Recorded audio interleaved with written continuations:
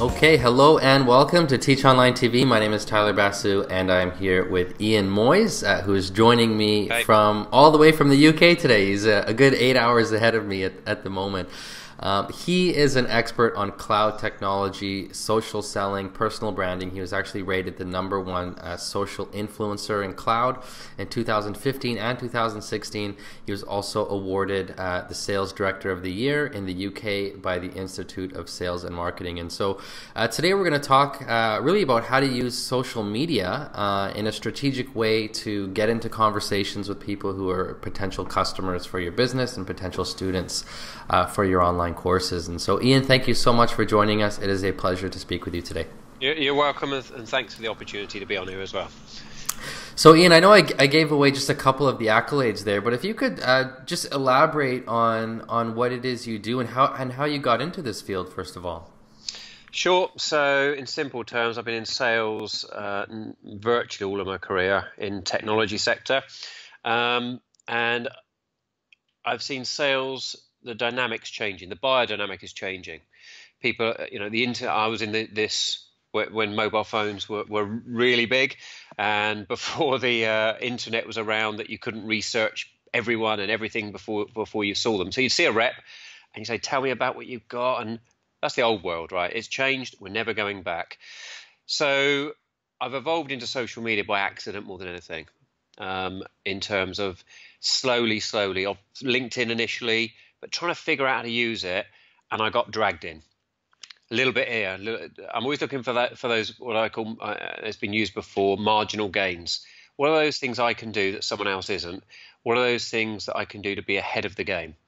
And social in the sales and customer engagement is absolutely one of them. It's going to explode, but right now, the majority of people misinterpret the term that's used, social selling, and how they use it, and I'm sure we'll touch on that. Yeah, so let's jump into it right away. First, social selling, if that's a term that somebody hasn't heard before, how would you explain it to them? So the first misconception, people who have heard it before, is that it often I hear, well, it won't work for us because we don't sell products like that. They perceive it as selling over social, i.e. you're going to take an order over Facebook, Twitter, etc. That's not what it's about. It really should be called social sales engagement, or there's a longer word that explains it, but it's catchy. Social selling. It's packaged and nice. So in terms of what is it? It's using social media as a process and a methodology, and underpinning that other platforms. It isn't a technology, to engage and differentiate yourself with customers, prospects. So it's another option in your kit bag. It doesn't replace traditional sales. If you're not good at traditional sales and talking to people, engaging, listening, you're not suddenly going to be good at it because you use social media. The same as you're not if you use email. It's not an excuse to get out of selling, but it's another tool that you should be utilizing as part of your daily routine to get a better outcome overall for yourself and your business. Yeah, okay. No, that's a great way of looking at it, and I'm glad you brought that up, especially the point about the transaction itself, whether it's for a product, service, online course. It doesn't happen on Facebook or on Twitter or on any of these other social platforms. And in our case with Thinkific, our customers have online courses that they're trying to sell. Mm-hmm. When somebody enrolls in a course, they do that on the sales page for the course. They don't. Yeah. That enrollment doesn't happen on Facebook, but many times the conversation with that potential student began on social media, whether it was Facebook or some other one. So that's really what I want to talk to you about, is how people can be strategic with the time and effort that they invest in social media, how they can build up their brands on social media, get into conversations with people, what platforms to use, how much time to allocate, what kind of daily things they can be doing. Sure. I know I just threw a lot at you there, but we'll try to get through some of these things in 30 minutes, right? We'll try. Yeah, but why don't we start with the mindset that somebody should have if they've got something they want to promote, whether it's a course or anything else, and they've decided that they are going to spend some of their time utilizing social media to try to attract customers. Now, a big mistake that I've seen, and you've probably seen this too, is people treating the internet or behaving on the internet in a way that they would not behave in the real world. They just think the rules don't apply. When in fact they do. Like you shouldn't do something that you wouldn't do at a cocktail party on Facebook, for example. I usually use the example to people. I say, if you were going to an event, a conference, you'll chat to someone at the coffee. You're like, where'd you come from this morning? How long did it take? Oh, crikey, that must have taken you a long time to get here. Or I used to go to college. You'll be looking for some point of connection, natural connection. You don't then, 2 seconds into that conversation, go, so push that aside. So are you interested in buying such and such? You just that's the analogy I normally give. You gently talk to them. You might talk to them, bump into them again at lunch. You'll slowly nurture through the day where there's a natural point where you might say, or they'll say to you, which is the invite, what do you do? And you'll tell them a little bit. And they might say, oh, we've been looking at something like that. Well, why don't we swap cars and we'll pick up a conversation afterwards? So it's how do you take that onto the electronic medium and have that same thing? And in electronic, it's slower. That's the first thing I always context with people. Don't try and accelerate it and do it at a pace that isn't natural, because it will take you 5 steps backwards and the wall will go back up. It's got to be a natural progression. The ideal for me is where the prospective customer chooses to engage with me and connects with me, or invites me to connect, or asks me a question, or what do you do, or I noticed this, rather than me starting the sales conversation. That's the perfect panacea to aim for. Doesn't always work that way. And sales, you don't always sit and wait for the customer to engage. But that's, if you've got that in your mindset and you're thinking of that, there's a tipping point of, I think I can actually I can step over now the line and be the other way, as opposed to I've got to be neutral. Right. Yeah, and that makes sense. And so I think a big takeaway there is when you're initiating conversations with people on social media, your goal shouldn't be to try to sell something right off the bat or pitch them right off the bat. It's a big turnoff. Well, I'm sure we've all had it, right? The first thing is you get a LinkedIn invite to connect. Yeah. If you do accept the connection, because you have a look, they're interesting, you accept the connection, odds are that you're going to see an email fairly shortly and often it's a sales pitch. It's a full sales pitch. Do you then get tempted to even disconnect them because they've just stepped over the line? They haven't earned the right. They haven't earned some equity with you to be able to do that. Same as you see someone in the street trying to sell you something. Typically people are, no thanks, because it's too immediate. And social drags people into that. I think we saw an email, and what's happened is the email type behavior has now gone to social, but they think they can accelerate it even further, whereas they should be slowing it down. And it's hard because everyone's got sales pressures, everyone wants everything now. But what you really want to go for is the end result being a positive one, not as opposed to getting nothing at all. Right. That's a really good point. And so we've now that we've got that point out of the way, which I think is important. Sure. That anytime we go in and we're engaging with people on social media, the goal should be to build some rapport, to learn a little bit about them first. To figure out if there's any ways you can help each other, or maybe even introduce them to somebody else. But if it actually is determined that they could benefit from your product or your service, then maybe you tell them about it after. But you actually need to have a proper conversation first in order to figure that out. With that mindset, that's our mindset. We're going on to social media to build relationships, to build rapport, to add some value to people up front. We're not just going to pitch them or spam them online. How do we decide which social networks to invest our time in? Well, let me flip it back for 30 seconds, if I may. Sure. So the first thing, because I do a lot of advising to people on this, small businesses, sales teams, etc. The first thing is look at how you look on social media in the first place. And I've seen this. I've looked, and the pictures are jokey, out drinking with the mates, or women. Often it's the wedding photo. Step back, and you need to have something that represents you well, and on all the platforms that they're going to be able to see you on. So just think about how you look. What's the core message? The social medias give you a headline bio you can use of different types on LinkedIn and different platforms.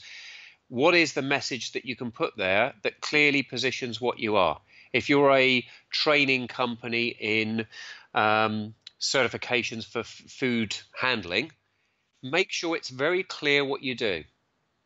Okay, and the number, it's like websites. We all go to websites, and you look at it, you go, I have no clue what this business does still, and you try and dig, what do they do? People don't make it hard for them to see on your social platform what you do and look good. People want to engage with people. They feel like they look trustworthy and look respectable and have got a good bio. So if you think about what you've got there and try and make it consistent across the platforms, that's the first thing. Second one, in terms of platform, where's your audience? What are you selling them? Now, if you're selling them some training around graphical editing and how to do stuff fantastically, Instagram may fit. But if you've got something that's not graphic, that your audience isn't really going to be looking for you or ever searching for you on Instagram, why worry about that platform? Don't try and cover every platform. What is it that you do? Where can you engage your audience? What value can you give them? So if you've got a product which is graphical, and a friend of mine does wood, children's wood carvery and presents and unique things, gifts, I said Instagram's a great place to be, because you can tag it and it's very visual. People will like what they see and share it. If you've got a product or service that doesn't fit that, don't use it. Same with YouTube. So figure out where is your audience going to engage and where can you give them value and why. And that will give you an indication of what platforms do. The other thing is search. If you've got training, I'm involved in a training company in the UK now as a non-exec on GDPR, which is the new data law that's coming into Europe. So I search #GDPR. See what other people, if no one else is putting stuff on there, it gives you a clue. Doesn't mean not do it, because maybe you're the innovator that no one else has thought of doing it. But consider, why is no one else doing it? And use that as one of your data points to decide, is this a platform I want to cover?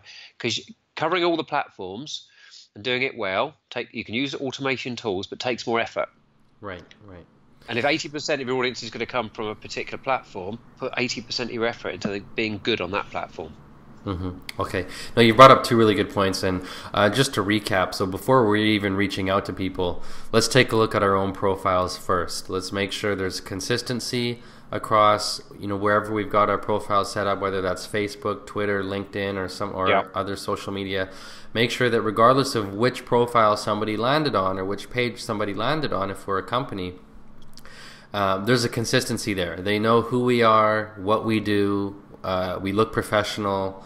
There's, we don't have the party pictures or something like that, right? On our Facebook, especially if we're trying to serve, we're trying to do business online. That doesn't look professional. You can also do some interesting things. So for the training perspective, let me give an example, because I'm actually in that space right now. So we're doing GDPR. Lots of people are. It's a hot subject over here, and every company in Europe is going to have to do something about it. So it's a huge within next 15 months. Mm-hmm. So I'm putting stuff out on social and trying to get people to interact back to us. And I looked at it and thought, well, our website is the company name. Our Twitter account, is the company name. That's great. We need that. But if someone sees that on a feed or a share, are they going to look to follow it because they're going to see it's a company? So what I created, I looked up, and when we created an account on Twitter, another one called GDPR Official. Mm-hmm. It's all free. And if you want to go and have a look at that, if anyone's online, and have a look, it's generic. If you click on the links, it points them back to our website, but we registered a domain for that called GDPR.direct. Mm-hmm. So it looks neutral, and we're putting information there which is neutral and informative and engaging. People click anywhere they're going to come through, it's going to bring them back, and they'll see who the real business is. But we're removing that resistance to go to the business based on, I already know where I'm going to end up. Hey, it's a training company of some sort. I'm not going to click. Right. We're trying to raise curiosity. They get there, and we're finding through the analysis, people are staying there on our website. So our web designer has said to us, the traffic we're getting for the time we've been doing this, which is only a couple of months, is far outweighs what he'd expect, and the quality and the time they spend there far outweighs. Because what we're doing is trying to attract people of the right audience, not volume, mm-hmm. the right people who are interested. So when they do get there, it's like, well, you've got me now, and actually I'm engaged. Mm-hmm. So let's think about that. And there's cheap, right? Getting domains or setting up another Twitter account costs nothing. Yeah. Yeah, that's true. And you brought up another good point of having a specific target audience in mind, and this absolutely applies to online course creators. anyone who creates a course or has something to teach or has some expertise to share, it's unrealistic to think that what they create is for everyone. There's going to be a specific type of person who is most likely interested in what they've got to offer. And so knowing who that person is important, because then when you do things like engage in conversations on social media, set up your branding, work on your website, write some blog posts, all those things that you're doing, you should be considering who you're trying to reach before you even do those things. So with that being said, if we know who our target audience is, who our ideal client is, sure. We've done the research to figure out which social platforms they are spending the most time on. What would you suggest as just kind of a daily practice? Let's say even if we're only able to devote 30 minutes to 60 minutes a day to getting conversations started on social media. What would be a good approach? What are some things we could do consistently? So let me give you a few clues around that. So the first thing to look at is, if you're selling a high value item where you want to engage directly with each client, it makes sense to use traditional what I call social selling techniques, which is identify who the individual is in that business. Mm-hmm. And a couple of examples here you can do. One is perhaps you might want to set a Twitter list up. So let's say there's 1,000 companies across your territory, and that's all you're going to engage with because you're very specific into hospitality or hotel chain, whatever it be. Can you identify who those people are? Number one, typically by LinkedIn. Then look to see, do they have a Twitter account? Create a Twitter list. It's free. Perhaps it might be called influencers in the hotel industry, influencers in scientific education, whatever it be. Mm-hmm. Add them to it, because when you add them, and call the list something flattering, because when you add them, although Twitter took it away recently, they put it back pretty quickly because everyone complained, it will send an alert to those people in their Twitter feed to say, you've been added to this list. And what I've watched is invariably what happens is quite often they'll go and look to see what the list is, see who else is on it, who created it, brings you back to you. And it's flattering. Don't just jump on them at that point. But that's a good way of doing it, because then you can also monitor the feed. And what you're looking for there with that approach is, how do I engage with them? And they're called triggers. So on the social platform, what do they post? You want to be looking at, do they post an article I can comment on? Do they post something where I can say, I agreed with that, but have you seen this stat? And you can share something back. Mm-hmm. So that you start to get, what you want to get to is an engagement, a conversation. But you can't force it. So often it's see something they've said that you can absolutely give relevant comment on. Don't comment on baseball if you have no interest in baseball. If they're interested in archaeology and they post something on that, don't try and comment and look it up online. It's not authentic. Mm-hmm. Where you've got authentic interest and commonality with them, absolutely engage. If they comment on some movie you've just seen, why not engage? It doesn't have to be about what you're talking about, as long as it's a passion of yours. Often people buy from people, right, they like. Yeah. And they find commonality. Oh, you sail as well. I love sailing. And people become great mates years later because they shared a passion of golf or sailing or whatever it be. That's if you can engage with and identify your customer is specifically its high value. If it's lower value, where you haven't got time to go after one customer after another, there are some different approaches you can take. And that's one of the things I'm doing with our courses at the moment, because we need mass market reach. You can't go after every single company. So what you need to think about is, who are the influencers on social to your audience? Okay. So if you're in a particular sector, let's say it's medical and it's training them on how to deal with cleanse medicals, whatever it be, or it's education about geography or whatever. Who are the influences in that sector who the people you're trying to get to may follow? Now, it might be a publication. It might be the monthly magazine of XYZ. It might be an association. It might be a particular professor or thought leader or something. Can you get them engaging with you? Because if you can get them to share your information, they're sharing it with the audience you want to get to, but under their banner. And the way you do that is by sharing good content. It might be the top 10. You do a blog, the top 10 of XYZ, where you're giving some value, and share them into the Twitter feed.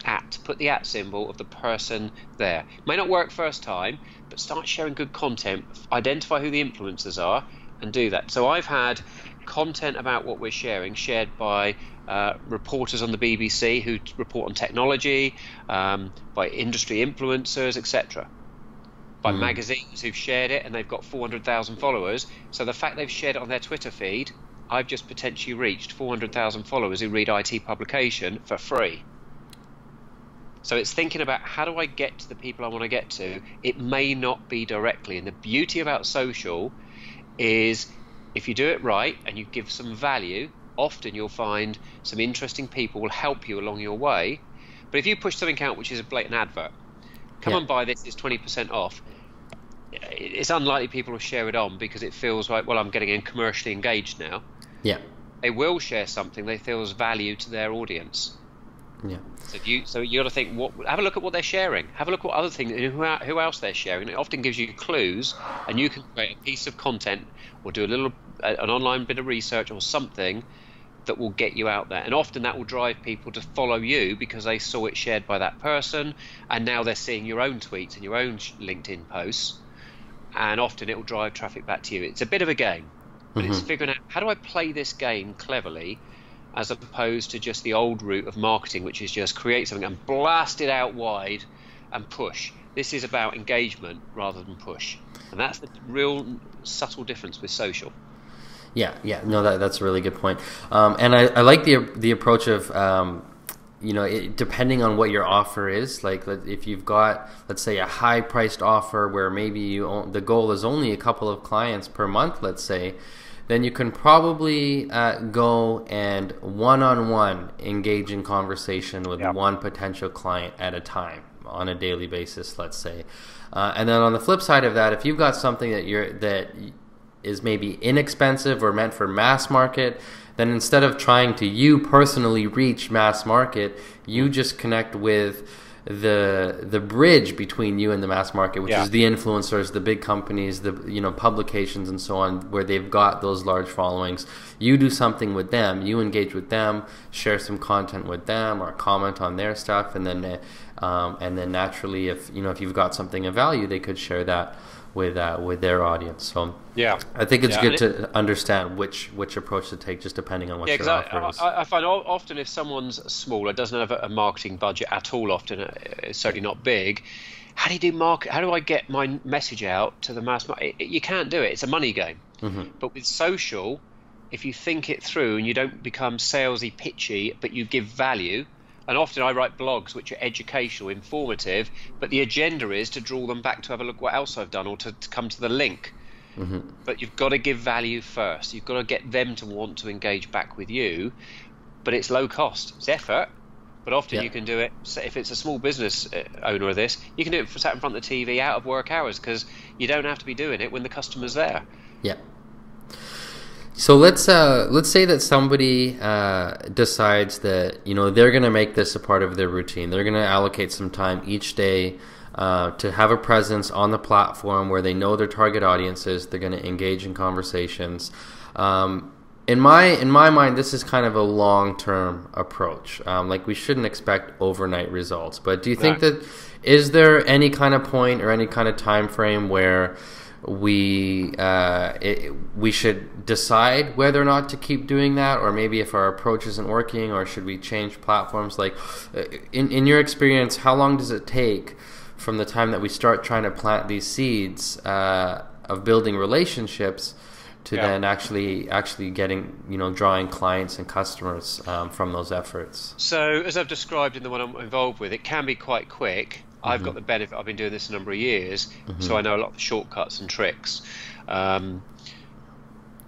It can take a long time. It depends what if you're doing the bigger type deals with the bigger companies, social takes a longer time to engage. If you want to get into a big brand name and get a meeting, it can take months and months and months of slowly until suddenly there's an engagement and you get a big win out of it. The analogy I give, it's like the comedian who's a sudden success overnight, but they've been touring little clubs for 10 years, but no one saw that.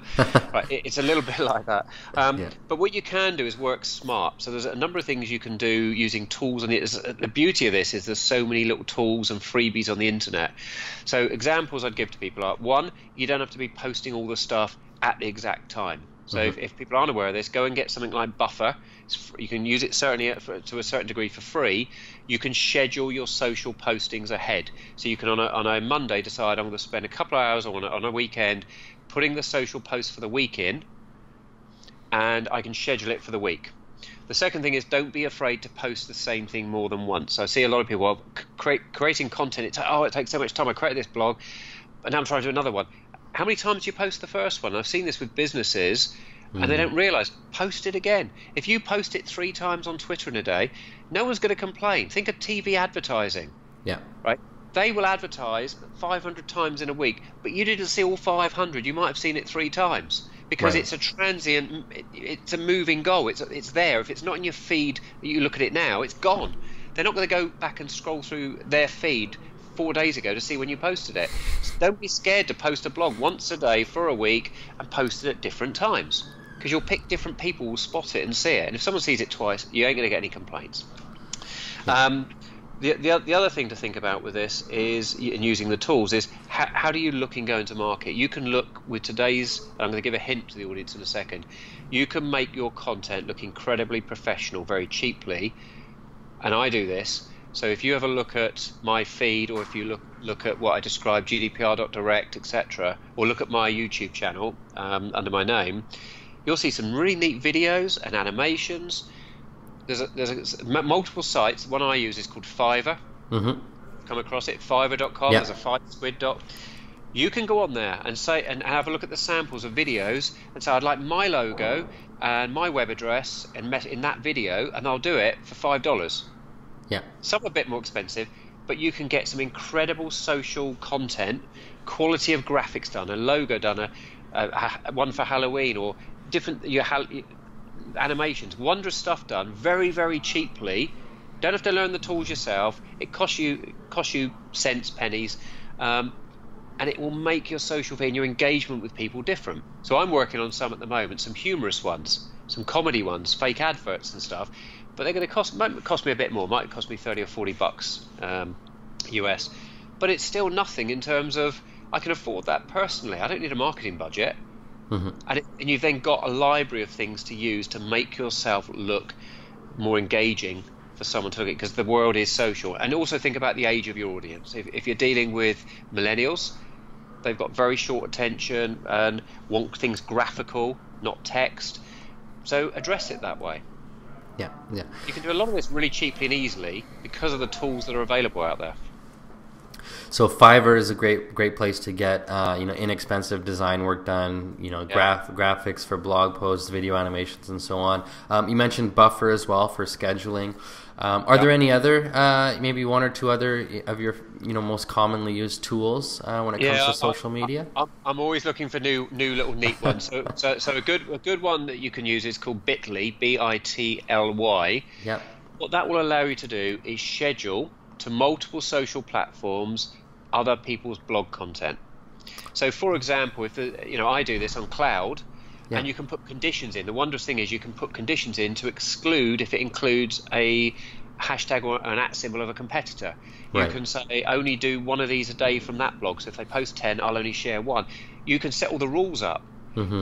So I've got on my feed lots of different people's blogs. If they post a new blog, it will automatically, if it meets the criteria, repost it on mine. I've told it what hashtags to add to the end, so people often say to me, you must be sat there all the time doing this because your content's great and we follow you and you do good.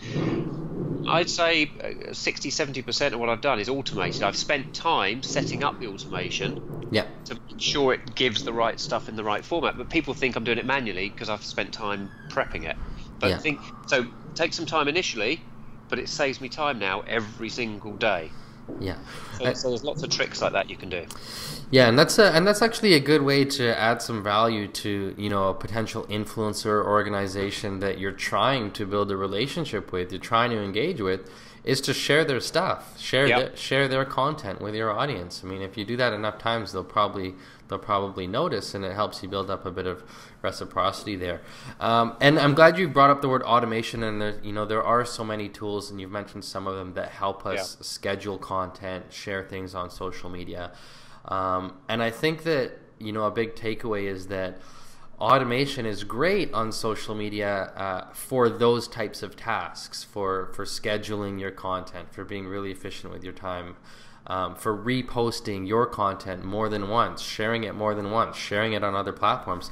But the thing that probably shouldn't be automated, even though we see a lot of people trying to do it, is the actual conversations. Like, by you automating the content sharing and the scheduling and all that thing, that frees up your time for you to then have some actual one-on-one conversations with people on social. And so I think that's it's important for people to realize what to automate and what actually will require your time. Absolutely agree. Yeah. So listen, I know you've shared a lot of great insights here, and I want to be respectful of your time. So now, one last thing that I just wanted to ask is, would you recommend that somebody actually begin tracking? Tracking the engagements that they're getting on social media, all the way through to eventually landing clients. So let's say they've committed, to reaching out to a certain number of people each day. Should they then track how many of those responded and became conversations? And from that, how many of those people visited their website or joined their newsletter? And then from that, how many of them actually checked out their product or service? Would you recommend having some sort of tracking system in place? In closed loop marketing, what you put in, what you get out, and having some KPIs around it. Without that, the challenge you've got is, do you do more? What do you do more of? So if you do 5 things, and one of them is being really successful, I would say you put more effort into that than the one that isn't, because it's working. Why not? But if you don't know which one it is or which source it's coming from, it becomes pretty difficult to do that. So you might find you're doing loads of stuff on a bad thing that was good to try, but is failing, but you don't know it's failing. So you just keep putting more effort into it. So you need to have some tracking on it. And there's lots of free tools out there to do it. Or if you've got a web company, they're going to give you the web stats of the traffic you're getting. As you would your web, right? You look at how many people get to the cart and drop out. And Amazon's probably the best at analysing the metrics around customer behaviour electronically. You need to be thinking about that. You've got to be pragmatic about it, because you can bury yourself in trying to overanalyze stuff and spend so much time doing it you don't actually do any business. But you've got to be thinking about, how am I going to measure this? How do I know what's working? So some of it's automated. So if you put a blog on LinkedIn, for example, and you share it out via different mediums, you can see how many people have looked at it, how many likes you've got, how many comments, how many shares. That's a useful metric. And if you've posted 4 and one of them got 5 times as many shares as the others, now the trick is trying to figure out why, so you can reproduce it. That's often the hardest point. Sometimes the obvious ones are top 10 of, top 12 of, top 5, because people read them, because if you get curiosity, you want to know. But so one is to track it, and then is to figure out, how am I going to use that information to help me to do better? And that's the key. It's no good having just the stats. It's what behavior changes it going to tell me to do. Yeah, no, that's great advice. Well, Ian, this has been a pleasure. Really appreciate you taking the time to share some of your insights with us today, and helping our audience just be a bit more strategic with social media, and have a plan in place to be building relationships, to be building their brands, and to be ultimately attracting customers or students for their online course. Now, if there is any way that we can get in touch with you, or if you've got any resources you'd like to share, where's the best place we can direct people to get in touch with you? Well, I'm on social, right? That'd be naive to say not. So the 2 places to find and follow me on social, the most common are LinkedIn and Twitter. LinkedIn address is www.ianmoyse.co.uk. Okay. I don't know why I say the www. It's just habit, right? And the Twitter address, if you go to ianmoyse.cloud, it will take you straight to my Twitter account. So that will give you some idea that if you follow those, of the sort of content, how to present yourself. I'm not perfect. I'm always also re-engineering and rereading and tuning and changing, and that's the key. Get it all right to start with, and then keep re-looking at it and see what other people do. And actually, that's quite good. I could do that. Plagiarize. I'm constantly doing little tweaks, because you start to see things that you didn't know before. That's how you need to be on social. You need to be adaptable to change, and not precious about how you've done something. That's excellent advice. Well, Ian, thank you so much, and I wish you all the best. Thanks, Tyler. Thank you.